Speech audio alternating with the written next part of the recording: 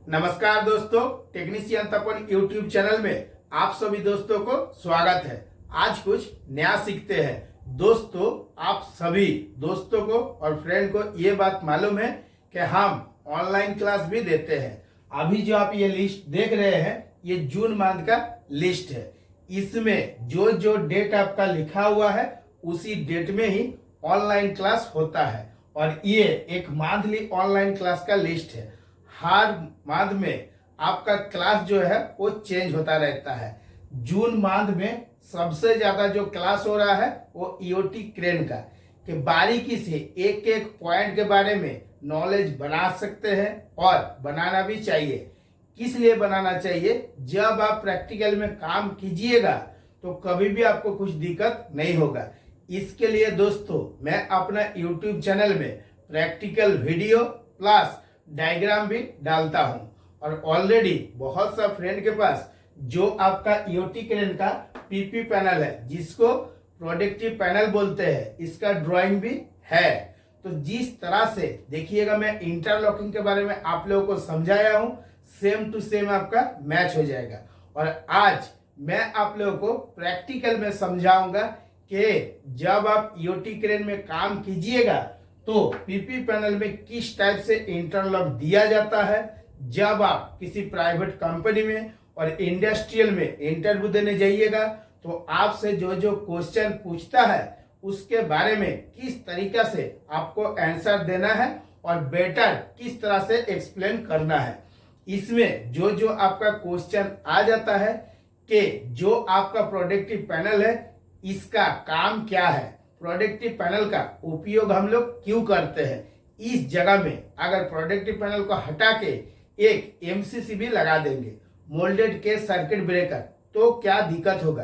Productive panel के साथ कौन कौन सा लिमिट स्विच का इंटरलॉकिंग दिया हुआ रहता है और लिमिट स्विच को छोड़ के मास्टर कंट्रोलर का इंटरलॉक क्यों देते हैं, किस लिए देते हैं, इंटरलॉक देने का कारण क्या है।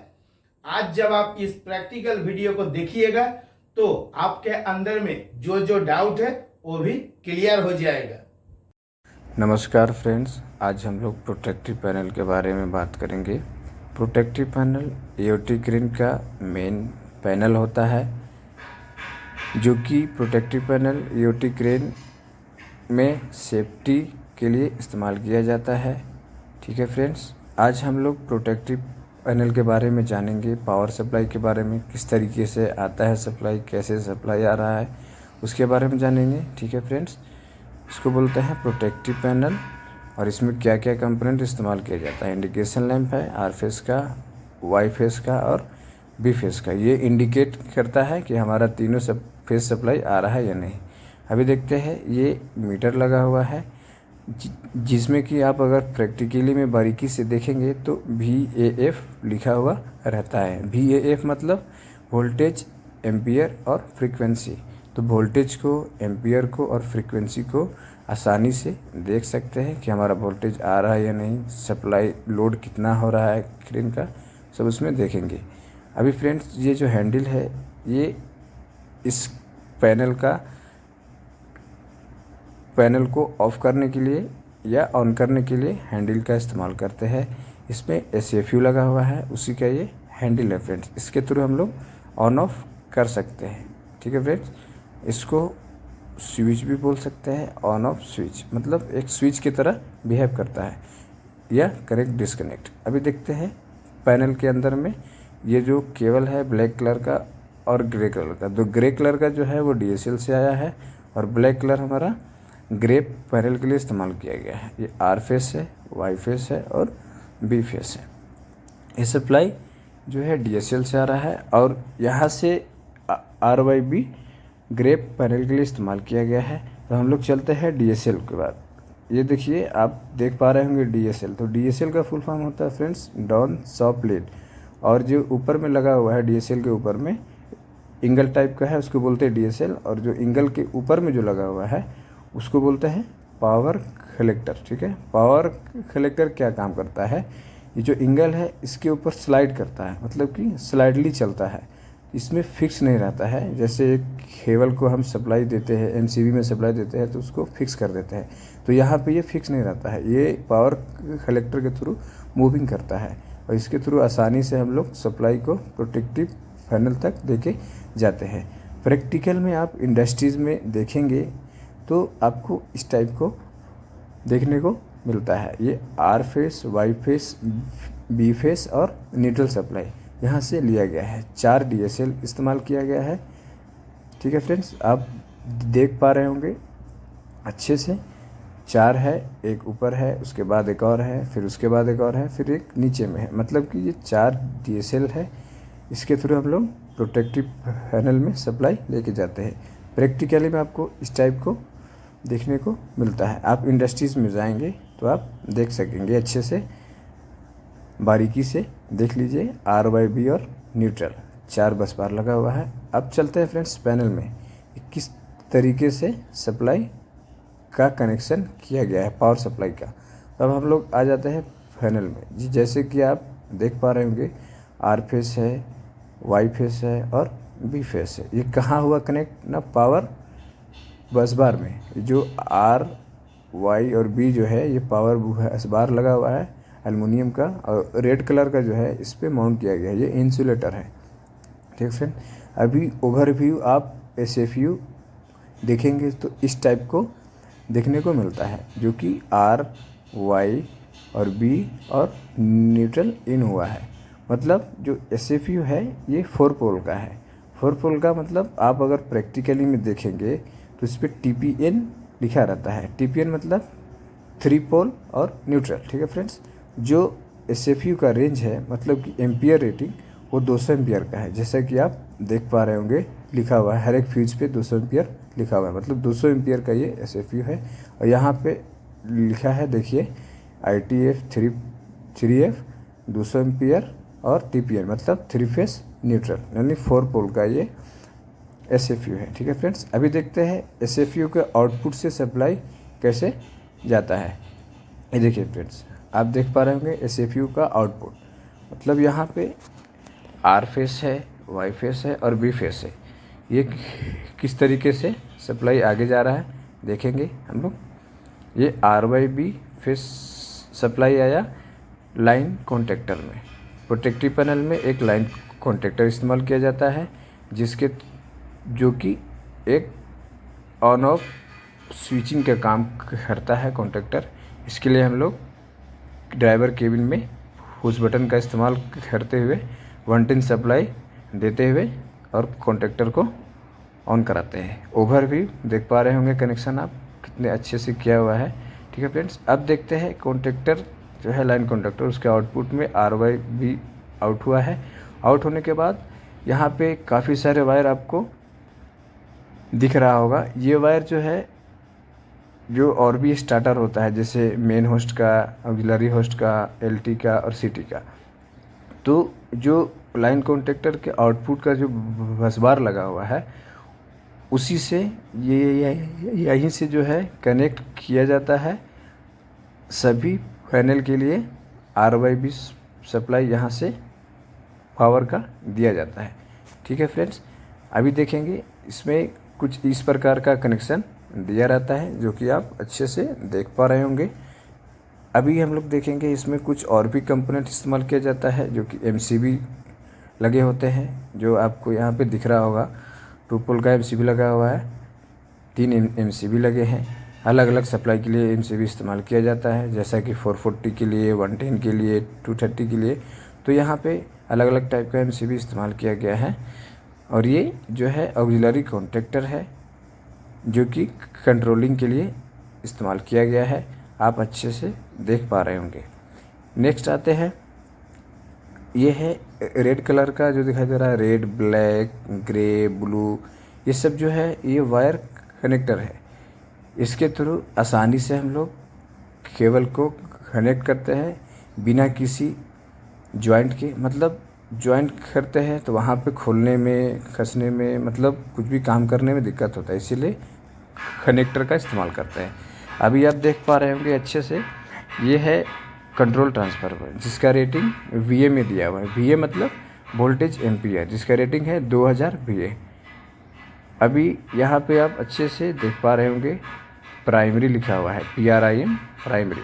जीरो है, कॉमन है, 400 वोल्ट है, 415 वोल्ट है।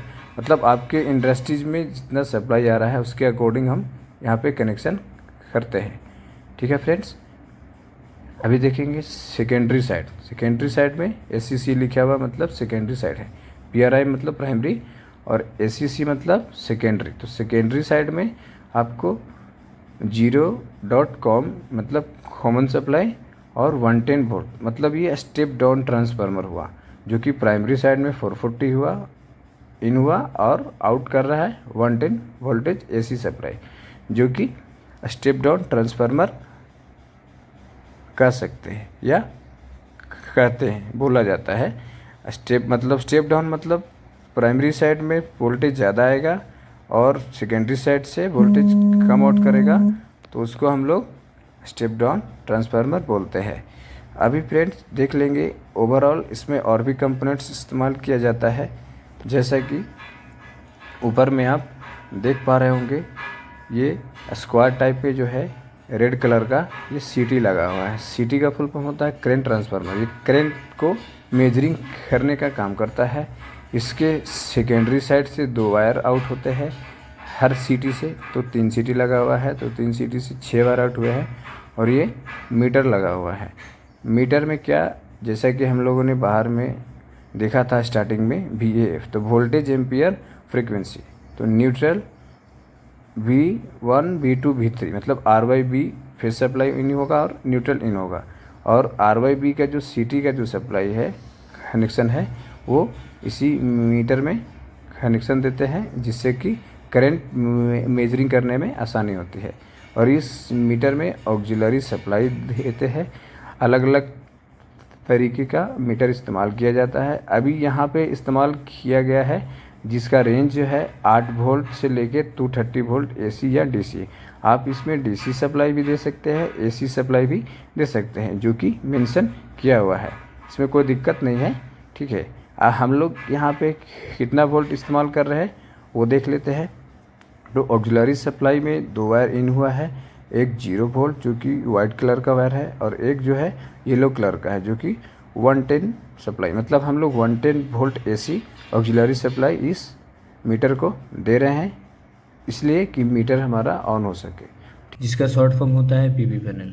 प्रोटेक्टिव पैनल हम लोग क्रेन में सेफ्टी पर्पज़ के लिए इस्तेमाल करते हैं या इस्तेमाल किया जाता है। तो ओवरऑल देखेंगे कि किस तरीके से प्रोटेक्टिव पैनल का कंट्रोलिंग किया जाता है और इंटरलॉकिंग कहाँ कहाँ से दिया जाता है। तो ये फिट्स देख पा रहे होंगे आप। ओवरऑल ये हमारा प्रोटेक्टिव पैनल है। RYB फिश सप्लाई इन हुआ है और इन होने के बाद जो हमारा SFU है SFU में गया, SFU से आउट होकर के पावर कॉन्टेक्टर यानी कि लाइन कॉन्टेक्टर में इन हुआ है। अभी हम लोग कंट्रोलिंग का बात करेंगे। तो कंट्रोलिंग के लिए क्या करेंगे, SFU के आउटपुट से लेते हैं 2 फेस R और B फेस। SFU का फुल फॉर्म होता है फ्रेंड्स स्विच फ्यूज यूनिट, जो कि जिसमें 3 फ्यूज लगे हैं उसको बोलते हैं SFU। अभी पावर MCB में सप्लाई आएगा 2 फेस R और B फेस। तो R और B फेस पावर MCB में इन होगा। पावर MCB कंट्रोल ट्रांसफार्मर के पहले लगाया जाता है सेफ्टी पर्पज़ के लिए। ठीक है फ्रेंड्स, तो पावर MCB से सप्लाई आउट करके ये कंट्रोल ट्रांसफार्मर है 4000 VA का, जो कि पावर MCB से सप्लाई आउट होने के बाद R और B फेस कंट्रोल ट्रांसफार्मर के प्राइमरी साइड में इन होगा। और प्राइमरी साइड में इन होने के बाद ये आप देख पा रहे होंगे एक कॉमन सप्लाई है और एक 415 दिया हुआ है, 415 कॉमन और 415।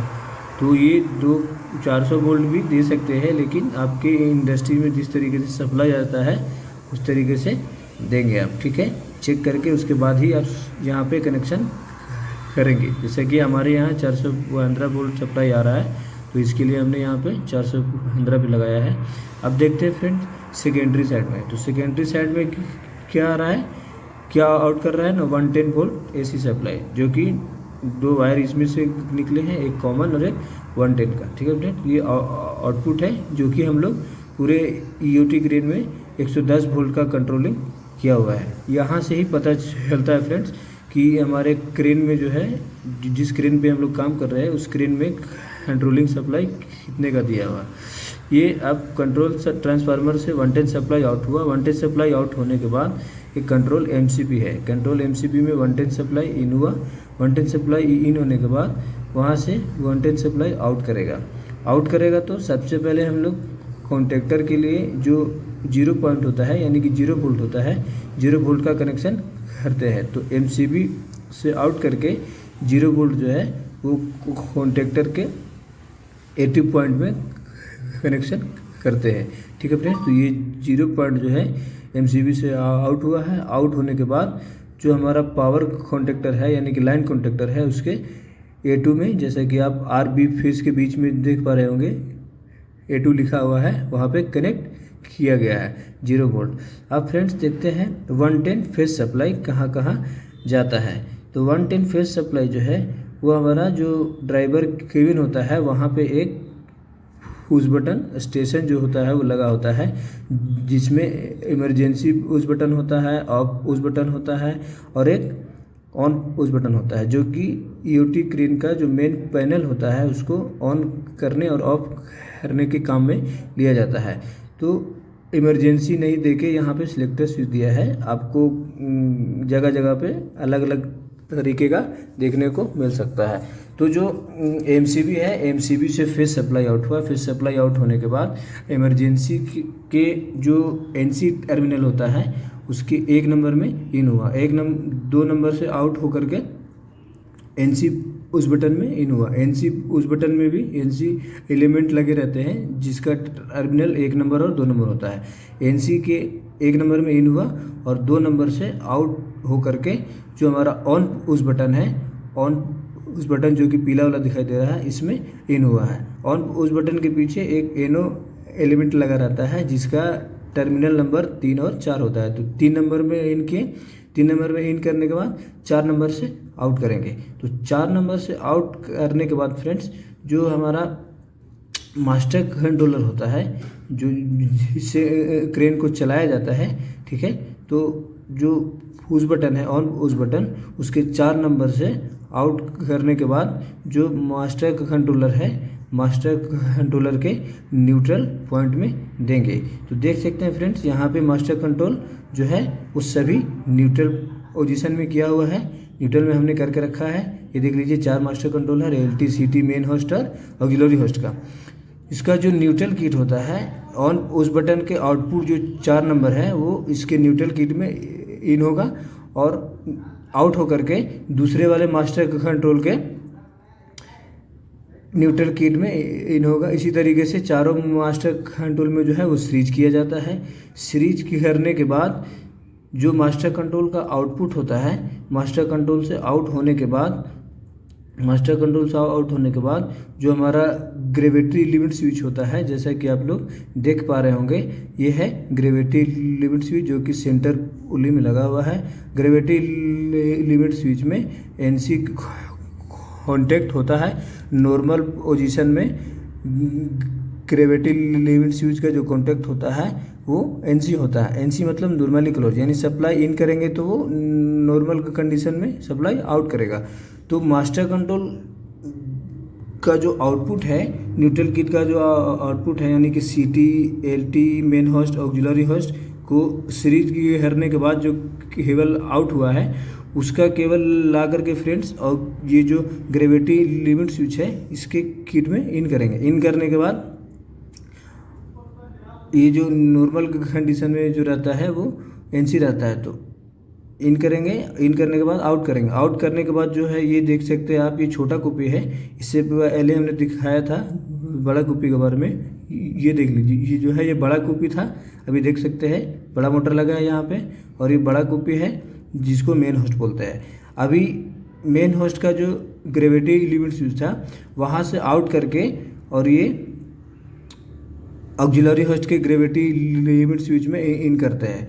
ग्रेविटी लिमिट स्विच में किस लिए इन करते हैं, क्योंकि ये दोनों सीरीज में किया रहता है। मान लीजिए किसी कारण से ड्राइवर हविस किया, यानी कि होस्ट की तरफ लिया और ऊपर आया होस्ट, और ये जो मान लीजिए होस्ट का कॉन्टेक्टर जो है वो चिपक गया, तो क्या होगा कि मास्टर कंट्रोल कितना भी रिवर्स साइड में लगाएगा तो होगा नहीं, क्योंकि कॉन्टेक्टर तो चिपका हुआ है और इंटरलॉकिंग दिया रहता है। तो क्या होगा, कुपी जो है ऊपर की तरफ आएगा और लिमिट को जो है लिमिट के पास जो है उसका कुपी जो है वो टच होगा, और ऑक्सिलरी जो इसका कॉन्टैक्ट है एनसी कॉन्टैक्ट वो एनो होगा, और प्रोटेक्टिव पैनल का जो लाइन कॉन्टैक्टर है वो ऑफ हो जाएगा।